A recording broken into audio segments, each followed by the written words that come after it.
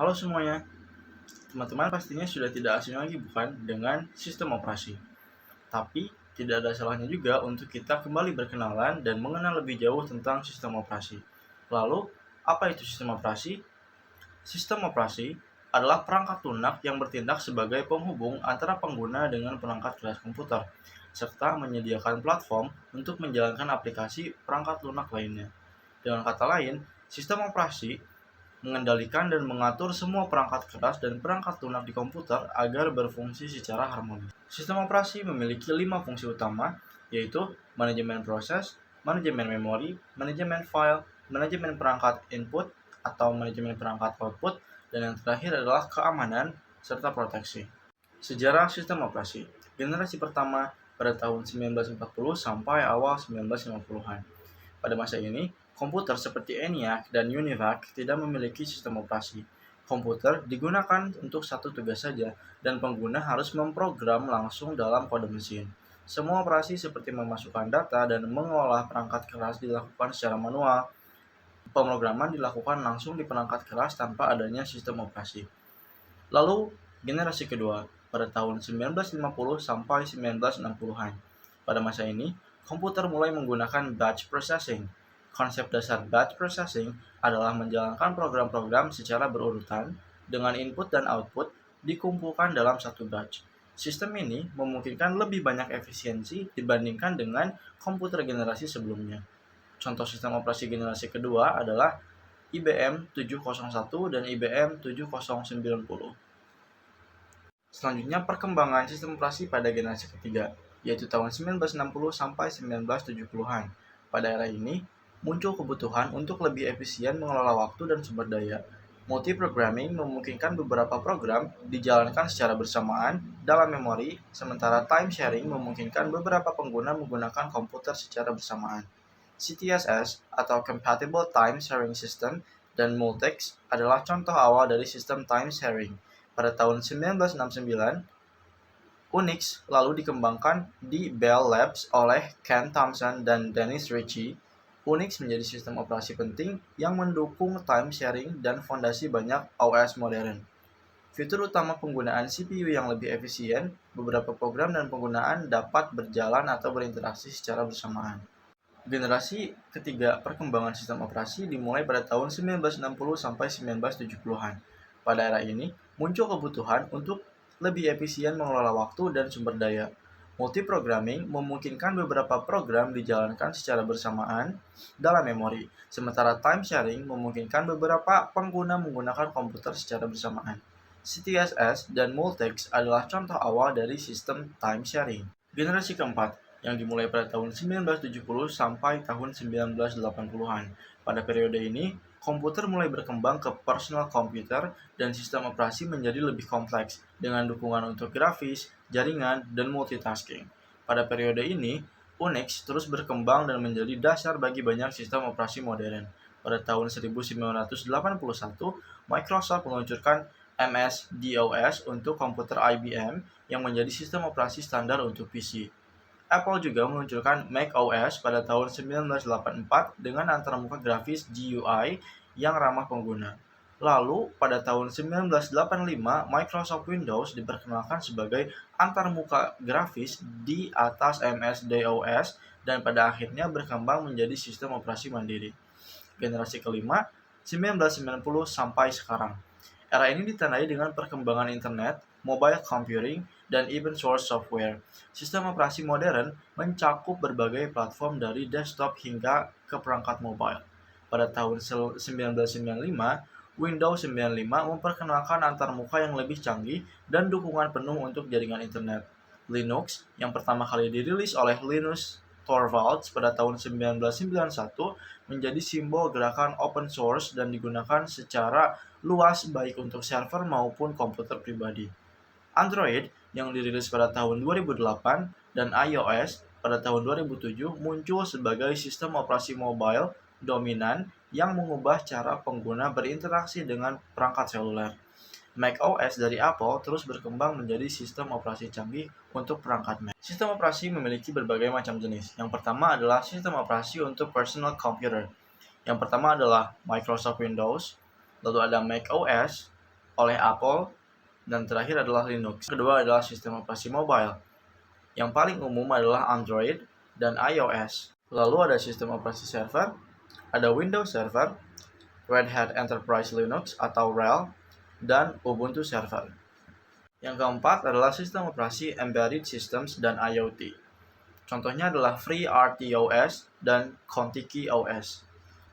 Lalu ada sistem operasi untuk virtualisasi, yaitu VMware SXI dan KVM atau Kernel Based Virtual Machine. Sistem operasi cloud, contohnya adalah Google Chrome OS dan Amazon Fire OS. Lalu yang terakhir adalah sistem operasi mainframe, contohnya adalah IBM ZOS. Struktur sistem operasi.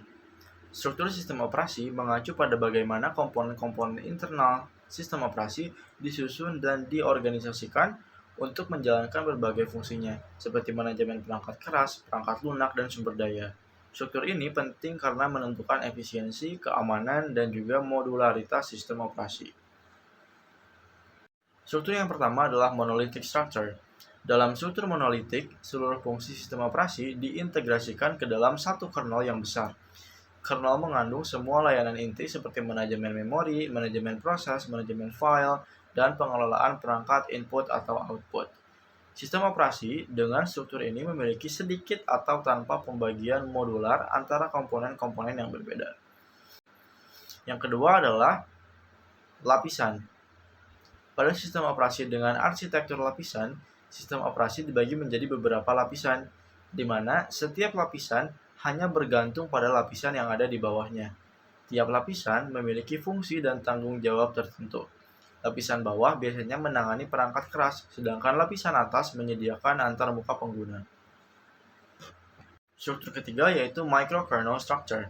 Pada arsitektur microkernel, hanya fungsi-fungsi dasar yang diterjemahkan di kernel seperti manajemen memori, komunikasi antar proses, dan penjadwalan CPU.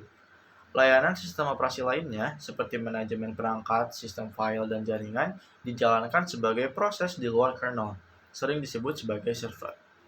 Struktur yang keempat adalah exokernel. Exokernel adalah pendekatan baru di mana kernel hanya bertanggung jawab untuk menyediakan akses langsung dan aman ke perangkat keras. Semua layanan lainnya seperti manajemen memori dan penjadwalan proses diserahkan kepada program aplikasi di lapisan pengguna. Lalu struktur yang kelima adalah virtual machine structure.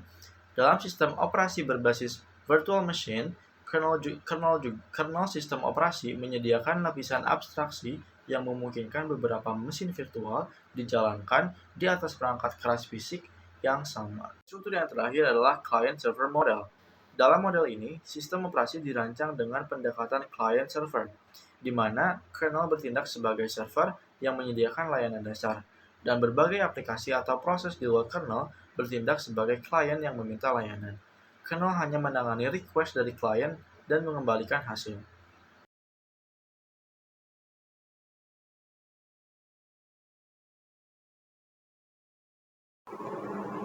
Baik, di sini saya akan menjelaskan tentang hardware.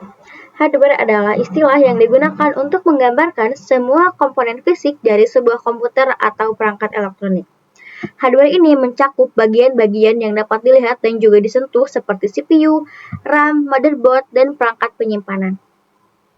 Hardware berfungsi bersama dengan perangkat lunak atau yang disebut juga dengan software yang merupakan instruksi yang mengarahkan hardware untuk melakukan tugas tertentu. Oke, di sini saya akan menjelaskan tentang CPU. Central Processing Unit dikenal sebagai otak komputer. CPU memproses instruksi dan mengelola aliran data sistem. Lalu ada motherboard, papan sirkuit utama yang menghubungkan semua komponen hardware lainnya dan memungkinkan komunikasi antar mereka. Dan juga ada RAM, Random Access Memory, memori sementara yang menyimpan data dan instruksi untuk akses cepat oleh CPU. Dan juga ada penyimpanan HDD dan juga SSD, perangkat untuk menyimpan data secara permanen. SSD lebih cepat dibandingkan HDD. Ada juga PSU, Power Supply Unit, mengubah dan menyediakan daya ke komponen komputer. Dan juga ada GPU, Graphics Processing Unit, bertanggung jawab untuk merender grafik dan gambar untuk tampilan. Di sini saya juga akan menjelaskan tentang jenis-jenis hardware, yaitu ada 1, perangkat input, hardware input. Di sini ada apa aja sih? Oke, di sini saya akan menjelaskan. Di sini ada mouse dan juga touchpad digunakan untuk mengendalikan kursor di layar komputer. Lalu ada keyboard digunakan untuk masukkan data, mengetik, dan juga menjalankan proses input ke dalam komputer. Lalu ada scanner atau pemindai, mengubah dokumen hard copy menjadi soft copy. Lalu juga ada mikrofon dan juga headphone digunakan untuk memasukkan data dalam bentuk audio dan mengeluarkan output suara. Lalu ada webcam digunakan untuk merekam video atau memotret suatu objek. Lalu di sini ada perangkat keras Ethernet dan nirkabel digunakan untuk menghubungkan komputer ke jaringan. Lalu ada dua perangkat pemrosesan hardware pemrosesan. Ada nomor 3, ini ada perangkat output hardware output. Di sini ada monitor. Monitor menampilkan informasi di layar dan juga di speaker mengeluarkan hasil pemrosesan kartu suara berupa suara. Dan juga ada printer mencetak kertas berdasarkan data yang diterima dari komputer. Dan juga ada nomor perangkat lain-lain seperti motherboard yang menghubungkan setiap perangkat keras pada sistem komputer dan dilengkapi dengan juga chip BIOS. Dan juga ada sistem pendingin menjaga suhu operasional optimal untuk mencegah overheating.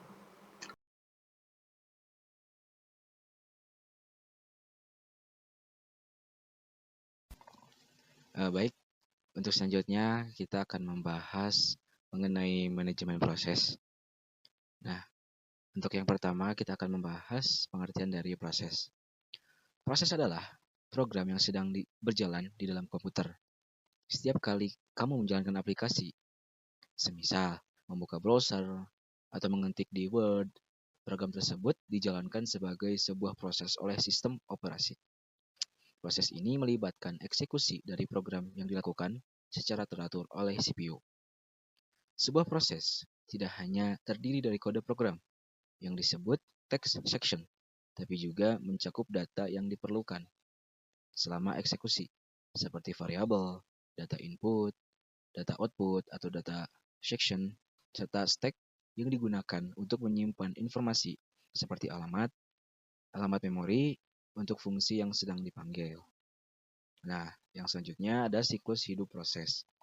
Setiap proses yang berjalan dalam komputer punya tahap-tahap atau siklus hidup yang bisa diikuti. Ini mencakup berbagai status atau kondisi yang dialami oleh proses selama keberadaannya, mulai dari awal hingga selesai. Tahapan-tahapan ini bisa digambarkan sebagai berikut. 1.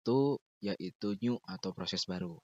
Proses baru dibuat, namun belum dimasukkan ke dalam memori untuk dijalankan oleh CPU. Proses ini biasanya masih menunggu resource yang dibutuhkan agar bisa mulai dijalankan.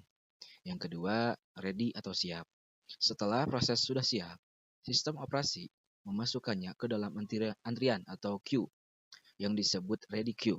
Di sini, proses sudah siap dieksekusi, tapi belum mendapatkan giliran untuk dijalankan di CPU, dikarenakan ada proses lain yang sedang dijalankan. Yang ketiga ada running atau sedang berjalan. Ketika CPU memberikan giliran kepada proses, statusnya berubah menjadi running.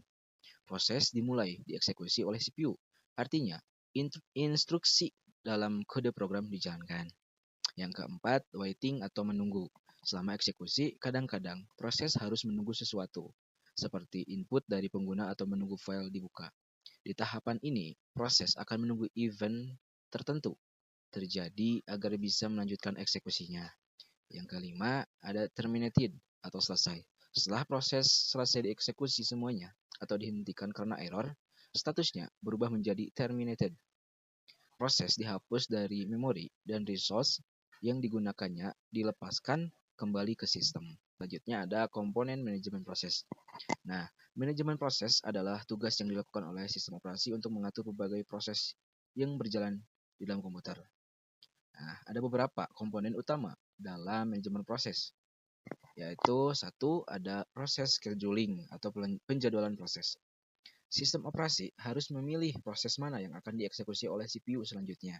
CPU hanya bisa menjalankan satu proses dalam satu waktu, kecuali jika menggunakan prosesor multicore.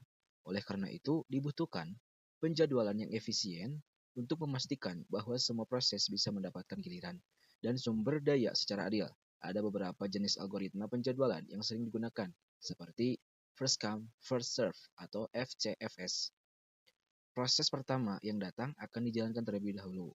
Yang kedua ada shortest job next atau SJN. Proses yang memiliki waktu eksekusi paling pendek atau akan diprioritaskan.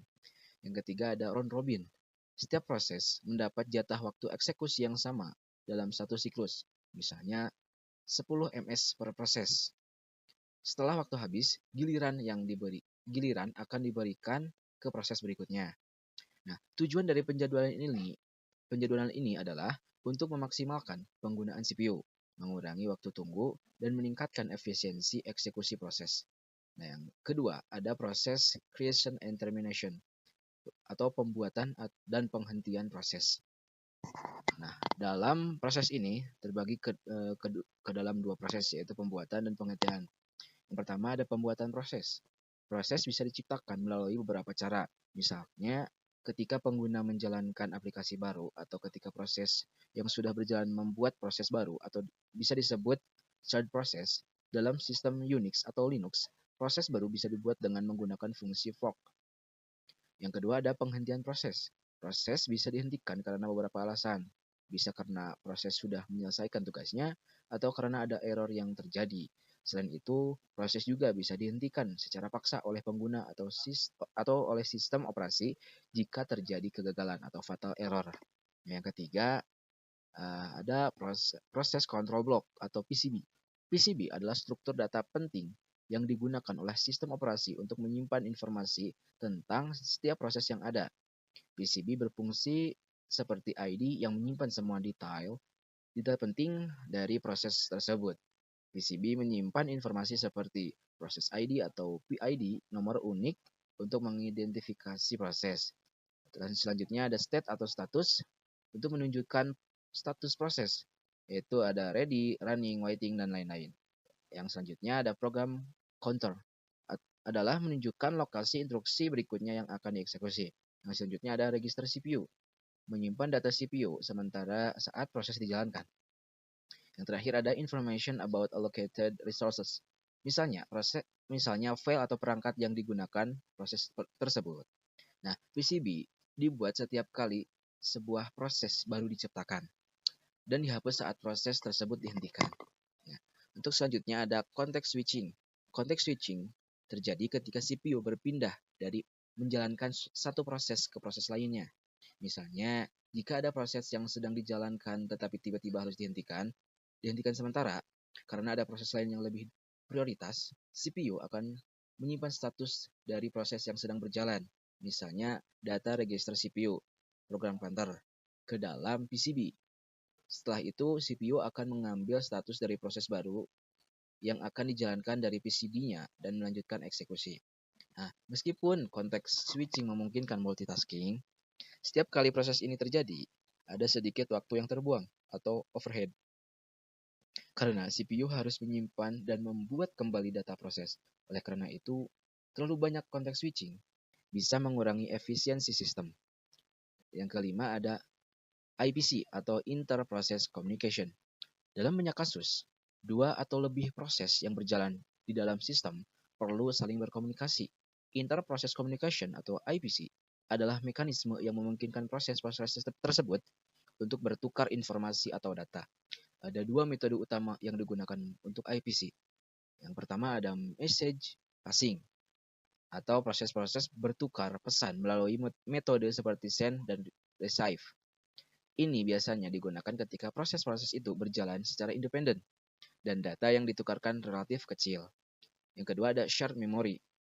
Dua atau lebih proses terbagi satu segmen memori yang sama. Ini lebih efisien untuk mentransfer data dalam jumlah besar, namun membutuhkan koordinasi lebih ketat karena proses-proses tersebut harus mengatur akses ke memori agar tidak terjadi kesalahan. Sekian dari saya. Terima kasih.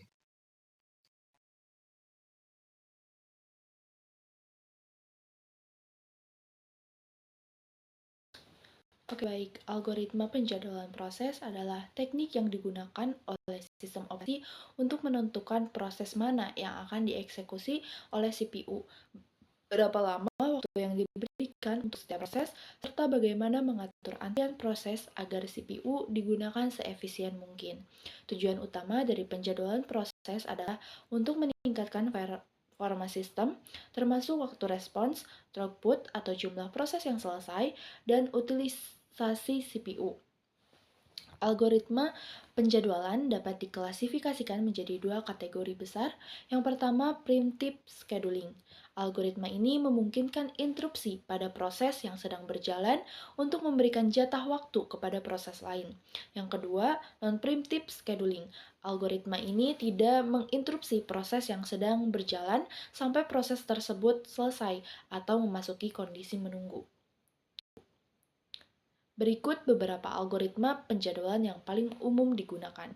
Yang pertama, FCFS atau First Come First Served adalah algoritma penjadwalan paling sederhana. Proses yang tiba lebih dulu akan dilayani lebih dulu. Ini adalah metode non-preemptive di mana proses dieksekusi sampai selesai. Contohnya, urutan eksekusi P1 ke P2, kemudian ke P3, waktu tunggu untuk P2 yaitu 5 karena harus menunggu P1 selesai. Yang kedua, shortest job next. Shortest job next juga dikenal sebagai shortest job first, adalah algoritma non-preemptive di mana proses dengan waktu eksekusi atau burst time terpendek diprioritaskan. Algoritma ini meminimalkan waktu tunggu rata-rata. Contohnya, urutan eksekusi P3 ke P2, kemudian P1. Waktu tunggu untuk P1 yaitu 5, P2 yaitu 1, kemudian P3 0. Ketiga, round robin adalah algoritma preemptive di mana setiap proses diberi jatah waktu yang sama untuk disebut time quantum. Proses yang belum selesai dalam satu kuantum akan diinterupsi dan dimasukkan kembali ke antrian untuk dieksekusi pada giliran berikutnya. Contohnya, jika time quantum 2, putaran pertama P1 ke P2 kemudian ke P3, setiap proses dijalankan 2 satuan waktu. Kemudian putaran kedua P1 ke P3, lalu putaran ketiga hanya P3, yaitu sisa 4 waktu. Proses yang keempat yaitu priority scheduling, adalah algoritma di mana setiap proses diberi prioritas dan proses dengan prioritas tertinggi akan dijalankan lebih dulu. Algoritma ini bisa preemptive atau non-preemptive. Jika dua proses memiliki prioritas yang sama, metode FCFS digunakan sebagai tiebreaker. Contohnya, urutan eksekusi P2 ke P1 kemudian ke P3, prioritasnya P2 lebih tinggi dari P1 dan P3. Kemudian, guaranteed scheduling adalah algoritma penjadwalan yang memastikan bahwa setiap proses mendapatkan bagian waktu CPU yang dijanjikan atau diproyeksikan secara adil. Misalnya, jika ada 10 proses yang berjalan, setiap proses harusnya mendapatkan sekitar 10% dari waktu CPU. Sistem secara dinamis memantau kinerja proses untuk memastikan bahwa setiap proses mendapatkan porsi waktu CPU yang dijanjikan. Jika suatu proses tidak mencapai porsi yang dijanjikan, sistem akan memberikan prioritas lebih tinggi hingga jatahnya terpenuhi. Lalu, lottery scheduling adalah algoritma probabilistik yang memberikan setiap proses tiket dalam lotre dan pada setiap interval waktu. Sebuah tiket dipilih secara acak untuk menentukan proses mana yang akan dijalankan. Semakin banyak tiket yang dimiliki sebuah proses, semakin besar juga peluangnya yang dijalankan. Jika ada 3 proses dan mereka memiliki tiket dengan distribusi sebagai berikut. Proses A 5 tiket, proses B 3 tiket, proses C 2 tiket. Proses A memiliki peluang 50% untuk dipilih. Proses B memiliki peluang 30% dan proses C memiliki 20%. Yang terakhir, fair share scheduling merupakan algoritma penjadwalan yang mempertimbangkan fairness antar pengguna atau grup pengguna daripada hanya proses individu. Ini berarti bahwa setiap pengguna atau grup mendapatkan jatah waktu CPU sesuai dengan bagian sumber daya yang telah dialokasikan. Meskipun mereka menjalankan banyak proses, hal ini berbeda dari algoritma penjadwalan yang biasa yang hanya melihat setiap proses sebagai entitas tunggal. Jika pengguna A diberi 40% CPU dan pengguna B diberi 60%, maka pengguna A menjalankan dua proses. Kedua proses tersebut harus berbagi 40% CPU. Sedangkan jika pengguna B hanya menjalankan satu proses, proses tersebut akan menggunakan 60% CPU.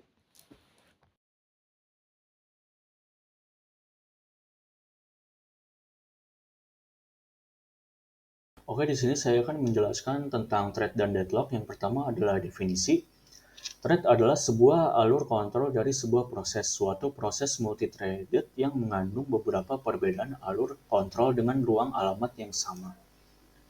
Thread merupakan unit dasar dari penggunaan CPU yang terdiri dari thread ID, program counter, register set, dan stack. Sebuah thread berbagi kode section, data section, dan sumber daya sistem operasi dengan thread lain yang dimiliki oleh proses yang sama. Thread juga sering disebut sebagai lightweight process, yaitu sebuah proses tradisional atau heavyweight process yang mempunyai thread tunggal yang berfungsi sebagai pengendali. Kadang kala ada situasi di mana sebuah aplikasi diperlukan untuk menjalankan beberapa tugas yang serupa. Sebagai contohnya, sebuah web server dapat mempunyai ratusan klien untuk mengaksesnya secara concurrent. Kalau web server berjalan sebagai proses yang hanya mempunyai thread tunggal, maka ia hanya dapat melayani suatu klien yang satu pada waktu yang sama. Bila ada klien lain yang ingin mengajukan permintaan, maka ia harus menunggu sampai klien tersebut selesai untuk dilayani. Solusinya adalah dengan membuat web server yang menjadi multi-threading. Dengan ini, maka sebuah web server akan menggunakan thread yang akan mendengar permintaan klien. Ketika permintaan lain diajukan, maka web server akan menciptakan thread lain yang akan melayani permintaan tersebut. Selanjutnya ada jenis-jenis thread. Yang pertama adalah many-to-one atau model banyak ke satu. Model ini memetakan banyak thread tingkat pengguna ke satu thread kernel. Manajemen thread dilakukan oleh pustaka thread di ruang pengguna sehingga efisien. Akan tetapi, seluruh proses akan memblokir jika sebuah thread melakukan pemanggilan model ini menetapkan setiap thread pengguna ke sebuah thread kernel. Metode ini menyediakan lebih banyak konkurensi daripada model many-to-one, dengan mengizinkan model untuk berjalan ketika beberapa thread membuat panggilan sistem pemblokiran. Model ini juga mengizinkan untuk beberapa thread berjalan secara paralel dengan multiprosesor. Yang terakhir adalah many-to-many thread tingkat pengguna ke jumlah thread kernel yang lebih kecil atau sama. Jumlah thread kernel mungkin spesifik untuk aplikasi tertentu atau mesin tertentu. Dan meskipun model ini lebih fleksibel daripada model yang lainnya, akan tetapi secara praktiknya model ini sulit untuk diterapkan karena memiliki peningkatan jumlah inti pemrosesan yang muncul sebagian besar sistem untuk mengatasi jumlah thread kernel menjadi kurang penting. Akibatnya sebagian besar proses operasi. Kelebihan yang pertama adalah penggunaan sumber daya yang efisien. Thread ini berbagi memori dengan sumber daya sehingga lebih hemat daripada proses terpisah. Yang kedua ada paralelisme. Thread memungkinkan tugas dieksekusi secara bersamaan di prosesor multicore. Yang ketiga ada respon yang baik. Thread membuat aplikasi lebih responsif dengan menjalankan tugas berat di latar belakang. Yang keempat ada komunikasi antar thread lebih cepat karena mereka memungkinkan lebih untuk berbagi memori yang sama tanpa memerlukan IPC. Yang terakhir ada pembagian tugas yang kompleks. Thread memudahkan pemecahan tugas besar menjadi bagian yang lebih kecil untuk dikerjakan secara paralel. adanya kelebihan tentunya adanya kekurangan. Yang pertama ada kesulitan dalam sinkronisasi. Karena thread ini berbagi memori dengan sumber daya, sinkronisasi antar thread menjadi lebih sulit. Yang kedua ada kesulitan debugging. Debugging program multi-threaded seringkali lebih sulit daripada program multi-single-threaded. Masalah yang muncul seperti race condition atau deadlock sering terjadi karena ini membuat proses menemukan dan memperbaiki bug yang menjadi lebih rumit dan memakan waktu. Yang ketiga ada deadlock, kondisi di mana dua atau lebih thread saling menunggu satu sama lain untuk menyelesaikan tugas, sehingga tidak ada yang bisa dilanjutkan. Yang keempat ada penjadwalan yang kompleks. Manajemen thread membutuhkan penjadwalan yang baik untuk memastikan setiap thread mendapatkan waktu eksekusi yang adil. Yang terakhir ada overhead management thread. Meskipun thread lebih ringan daripada proses, tetapi tetap ada overhead dalam pembuatan, pengelolaan, dan penghentian thread. Setiap kali thread memerlukan struktur data untuk menyimpan status dan informasi konteks. Jika terlalu banyak thread yang dibuat, maka manajemen konteks switching akan terjadi dan dapat menyebabkan penurunan performa akibat waktu yang hilang dalam pengalihan eksekusi. Selanjutnya ada pembuatan thread. Yang pertama adalah mendefinisikan fungsi yang akan dijalankan oleh thread. Langkah pertama adalah menentukan fungsi atau tugas yang akan dieksekusi oleh thread. Langkah kedua adalah membuat thread. Setelah mendefinisikan fungsi, langkah selanjutnya adalah membuat instance atau objek thread yang baru. Pada tahap ini, Anda akan mengaitkan fungsi yang telah didefinisikan dengan thread yang baru dibuat sehingga thread baru apa yang harus dijalankan tahu untuk ketika saat dieksekusi. Yang ketiga ada menjalankan thread, dan yang terakhir adalah menggabungkan thread. Setelah menjalankan thread, biasanya Anda perlu menunggu hingga thread tersebut selesai sebelum melanjutkan tahap eksekusi program. Proses ini dilakukan dengan cara menggabungkan thread, memastikan bahwa thread utama atau thread lainnya menunggu hingga thread yang telah dijalankan menyelesaikan tugasnya. Selanjutnya ada penghancuran thread. Yang pertama adalah penghancuran otomatis atau normal. Ini terjadi jika thread sudah menyelesaikan program yang sudah ditentukan. Yang kedua adalah penghancuran paksa, yaitu penghancuran yang terjadi ketika sebuah thread dihentikan secara eksplisit sebelum menyelesaikan tugasnya.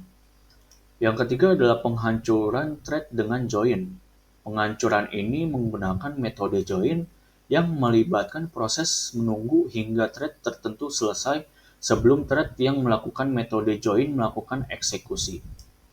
Dengan cara ini, kita memastikan bahwa thread yang dijalankan selesai dengan benar dan semua sumber daya yang digunakan oleh thread tersebut dapat dibebaskan dengan aman. Proses ini sangat penting dalam konteks di mana urutan eksekusi dan konsistensi yang diperlukan.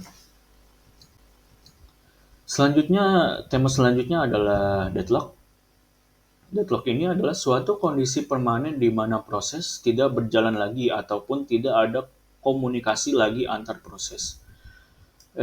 Deadlock ini disebabkan yang pertama adalah mutual exclusion, yaitu proses memiliki hak milik pribadi terhadap sumber daya yang sedang digunakannya. Jadi ini tuh hanya ada satu proses untuk menggunakan satu sumber daya. Proses lain yang juga ingin menggunakannya harus menunggu hingga proses daya tersebut dilepaskan oleh proses yang telah selesai menggunakannya. Yang kedua adalah hold and wait, yaitu beberapa proses saling menunggu sambil menahan proses sumber daya yang dimilikinya. Suatu proses yang dimiliki minimal satu buah sumber daya melakukan request lagi terhadap sumber dayanya. Akan tetapi, sumber daya yang dimintanya sedang dimiliki oleh proses lain. Pada saat yang sama, kemungkinan adanya proses lain yang juga menggunakan dan mengalami hal serupa dengan proses pertama cukup besar terjadi. Akibatnya proses-proses yang dimintainya dilepaskan dan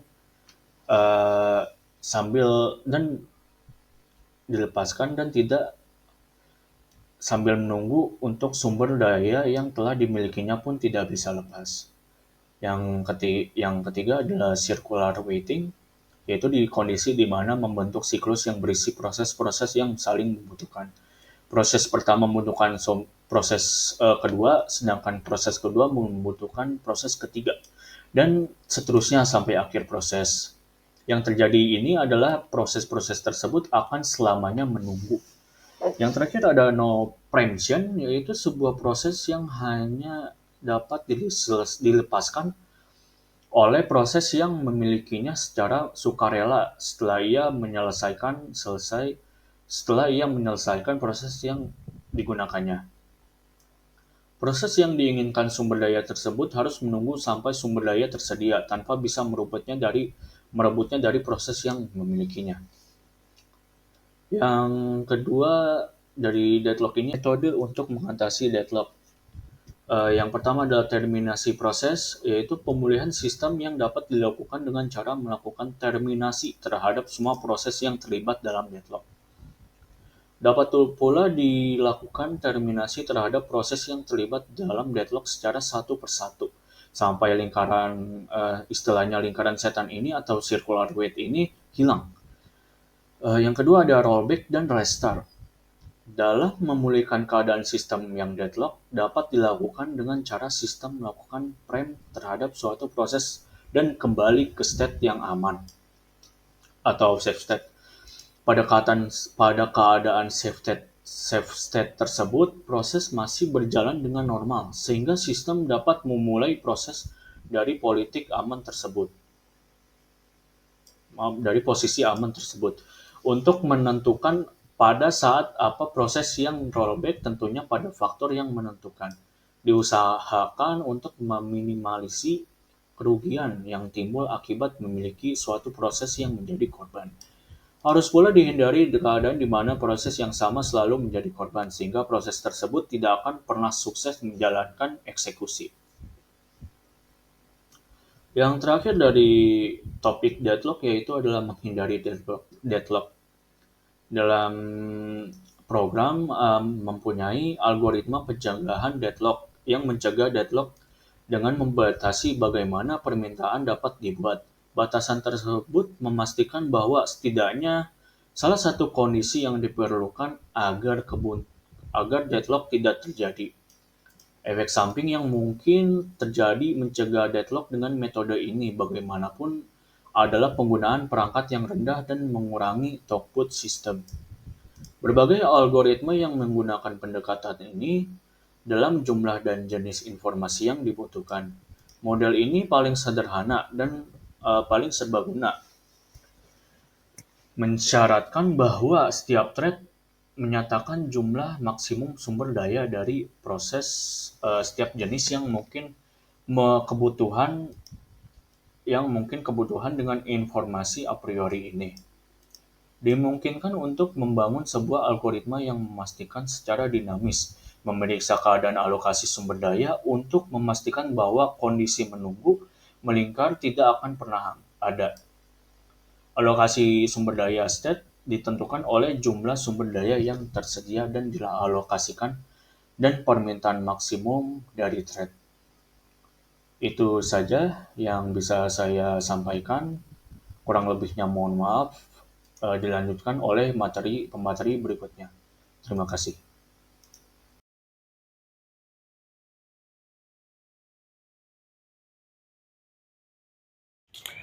Baik, perkenalkan nama saya Rabani Halim Natadirija dari jurusan Sistem Informasi. Di sini saya akan menjelaskan mengenai materi memori manajemen. Nah, jadi apa sih yang disebut dengan manajemen memori? Manajemen memori adalah proses dalam sistem komputer yang bertujuan mengatur penggunaan RAM, Random Access Memory. Proses ini tidak hanya tentang mengalokasikan dan mendesalokasikan memori untuk aplikasi yang berjalan, tetapi juga mengelola perpindahan data antara memori utama dan sekunder. Gambarannya tuh seperti petugas hotel yang mengatur pelanggannya untuk menuju kamar yang dipesan. Petugas hotel ini digambarkan sebagai sistem operasi, dan pelanggannya adalah proses, dan kamar adalah blok memori. Dengan manajemen memori, setiap aplikasi mendapatkan bagian memori yang cukup, memastikan sistem dapat menjalankan program yang memerlukan lebih banyak memori daripada yang tersedia. Hal ini dilakukan dengan cara cerdas, seperti memindahkan data yang tidak aktif ke memori sekunder, sehingga memori utama dapat digunakan untuk tugas yang lebih mendesak. Selain itu, manajemen memori juga berperan dalam melindungi data yang disimpan. Perlindungan ini termasuk mencegah kerusakan data yang bisa terjadi jika beberapa proses mencoba mengakses memori yang sama secara bersamaan.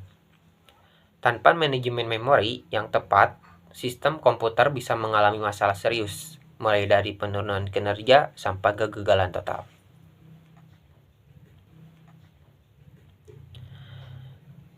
Materi yang selanjutnya yaitu memori utama. Nah, memori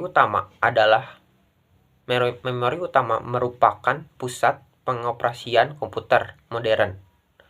Memori utama adalah serangkaian kata atau byte yang besar dengan ukuran mulai dari ratusan ribu hingga miliaran.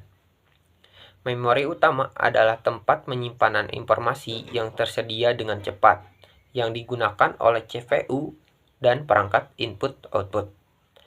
Memori utama adalah tempat penyimpanan program dan informasi saat prosesor menggunakannya secara efektif. Memori utama dikaitkan dengan prosesor, sehingga perpindahan instruksi dan informasi ke dalam dan keluar prosesor berlangsung secara cepat. Memori utama dikenal sebagai RAM, Random Access Memory. Memori ini bersifat volatil. Yang berikutnya yaitu fungsi dari manajemen memori. Nah, beberapa fungsi utama dari manajemen memori berdasarkan Scaler dan Stadtmatter.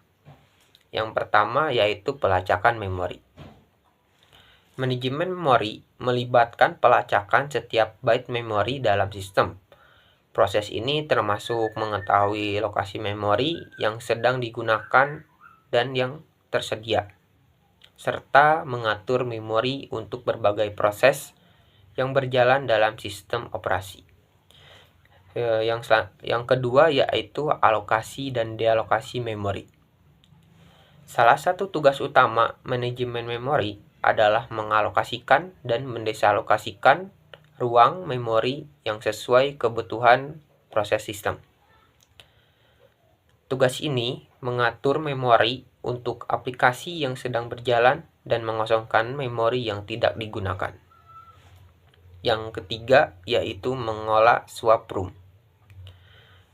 Manajemen memori juga melibatkan pengelolaan swap room, yaitu ruang yang dipakai untuk menyimpan halaman memori tidak aktif. Ini membantu dalam memaksimalkan penggunaan memori yang tersedia. Yang keempat yaitu implementasi kebijakan alokasi memori. Manajemen memori mencakup penerapan kebijakan untuk alokasi memori seperti membantu kapan dan bagaimana memori harus dialokasikan atau ditarik kembali dari proses. Yang kelima yaitu optimasi sumber daya. Melalui alokasi dan dealokasi memori yang efisien, manajemen memori membantu mengoptimalkan penggunaan sumber daya, sehingga meningkatkan kecepatan operasional dan mengurangi pemborosan sumber daya. Yang keenam yaitu dukungan multiprogramming. Manajemen memori membantu eksekusi simultan dari banyak proses dengan membagi dan mengatur memori yang tersedia di antara. Materi yang selanjutnya yaitu contoh dari manajemen memori. Contoh yang pertama yaitu multitasking pada smartphone. Setiap aplikasi atau tugas yang berjalan secara bersamaan pada smartphone dikelola oleh sistem operasi. Manajemen memori memastikan setiap aplikasi mendapatkan segmen memori tertentu. Saat user beralih antar aplikasi, sistem operasi menyiapkan status aplikasi di memori, memungkinkan multitasking tanpa membebani sumber daya yang tersedia. Baik, contoh yang kedua yaitu garbage collection dalam bahasa pemrograman. Dalam bahasa pemrograman seperti Java dan Python, garbage collection adalah contoh manajemen memori otomatis. Garbage collector berusaha mengambil kembali memori yang digunakan oleh objek yang tidak lagi digunakan program, mengurangi kebocoran memori dan meningkatkan efisiensi program. Yang terakhir yaitu manajemen memori dalam video game. Game sering memerlukan sumber daya memori tinggi. Dalam hal ini, manajemen memori penting untuk memperlancar pengalaman bermain. Game menggunakan teknik seperti object pooling dan metode garbage collection untuk mengklaim kembali memori yang tidak digunakan.